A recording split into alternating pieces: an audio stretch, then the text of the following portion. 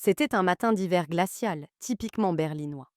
Le vent coupait la peau, les trottoirs étaient givrés, et la ville semblait figée dans un silence blanc.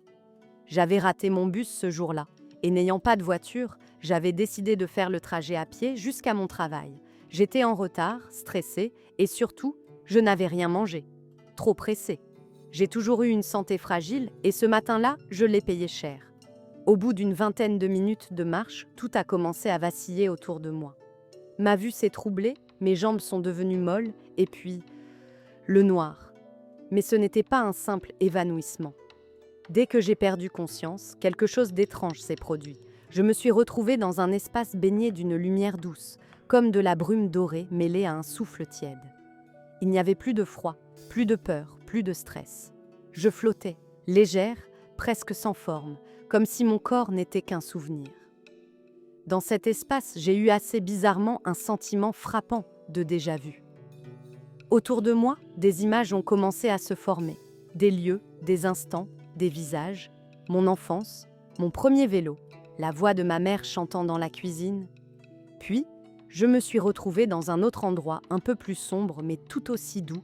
Et là, j'ai senti une présence, une chaleur familière. Et soudain, il était là, mon frère. Mon grand frère de 3 ans, mon aîné, parti 2 ans plus tôt dans un accident de moto. Je l'avais pleuré pendant des mois. Je n'arrivais pas à accepter, il était tout pour moi. Mon roc, mon modèle, et là, il se tenait devant moi, souriant.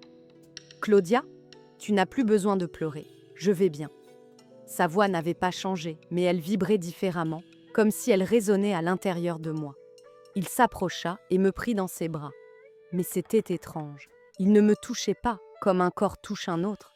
C'était comme une fusion d'âmes.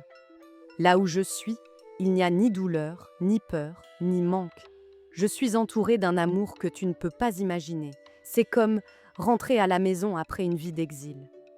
Il me montra alors des images, des champs de lumière, des êtres rayonnants, des formes qui semblaient vivantes mais pas humaines. Des âmes, peut-être? Ou autre chose? Je ne pouvais pas mettre de mots dessus. Je veille sur toi, sur maman et papa. Je suis toujours là, mais différemment. Tu ne me vois pas, mais je suis à côté de toi plus souvent que tu ne le crois. Je pleurais, mais sans tristesse. Des larmes d'éternité. Il continua. Il y a tant de choses que vous ne savez pas. La mort n'est pas une fin, c'est un retour. Ce monde-là est plus réel que le vôtre. Ce que vous vivez là-bas, c'est un apprentissage. Vous apprenez à aimer, à pardonner, à grandir en conscience.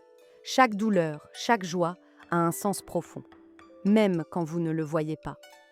Mon frère m'a révélé que cette peur tapie au fond de moi influençait de nombreux mauvais choix, et qu'en réalité, il n'y avait rien à craindre.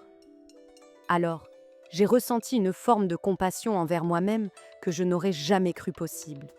Un amour inédit, fait d'empathie et de tendresse pour tout ce que j'avais traversé, accompagné d'une volonté nouvelle de vivre pleinement, comme je le pouvais, comme je le devais, comme il m'était destiné. Il m'a montré la direction à suivre, me faisant comprendre quel être je devais devenir. J'ai alors commencé à lui poser des questions sur l'existence de Dieu. « Dis-moi, existe-t-il vraiment ?» En réponse, il m'a fait comprendre ceci. Il n'y a, au fond, qu'une seule mission véritablement essentielle dans ta vie, c'est d'apprendre à aimer. Aimer la nature, les êtres humains, les animaux, aimer toute la création simplement parce qu'elle est là, vivante. Offrir à l'œuvre de Dieu une main tendre, généreuse et pleine de compassion. Voilà ce qui donne un sens véritable à l'existence. J'étais un peu déçue de sa réponse, pour moi un peu incomplète, et en retour de ce ressenti, il me dit « De nombreuses personnes sur Terre croient en l'existence de Dieu. Certains rejettent l'idée de Dieu, affirmant qu'il n'y a aucune preuve de son existence et que la religion est une construction humaine. D'autres estiment que l'existence ou l'inexistence de Dieu est inconnue ou inconnaissable. Et toi, qu'en penses-tu ? Je n'ai pas pu répondre. Aucun mot ne pouvait exprimer la confusion, l'embarras et même un peu l'humiliation qui m'a envahie. Je me suis sentie dépouillée de tout orgueil, humble et vulnérable, face à quelque chose de bien plus grand que moi. Il marqua une pause. « Claudia, tu n'es pas seule, tu es guidée. Et toi aussi, tu as encore des choses importantes à accomplir. Ton heure n'est pas venue, mais n'aie plus peur de la mort. Elle n'est qu'une porte, et de l'autre côté, c'est la lumière. Puis, tout est devenu flou. Sa silhouette s'est estompée, et j'ai senti que je retombais, lourdement, vers mon corps, vers le froid, vers la rue.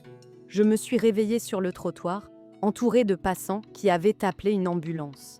Mon cœur battait vite. J'étais glacée, mais vivante, et profondément changée. Je sais que ce que j'ai vécu à ce moment-là était plus réel que tout ce que j'avais vécu de toute mon existence. Après cet épisode extraordinaire de ma vie, je me suis rapprochée de notre Créateur. Je n'ai plus souffert de la disparition de mon frère, et je ne peux tout simplement plus pleurer ceux qui meurent. Mes proches me manquent, mais il m'est tellement évident qu'ils viennent de partir ailleurs. Mes parents, qui étaient si proches de moi, sont partis rejoindre mon frère des années après, et j'ai ressenti de la joie pour leur nouvelle liberté. Mon cœur déborde de reconnaissance pour ces quelques instants d'éternité qui m'ont été offerts.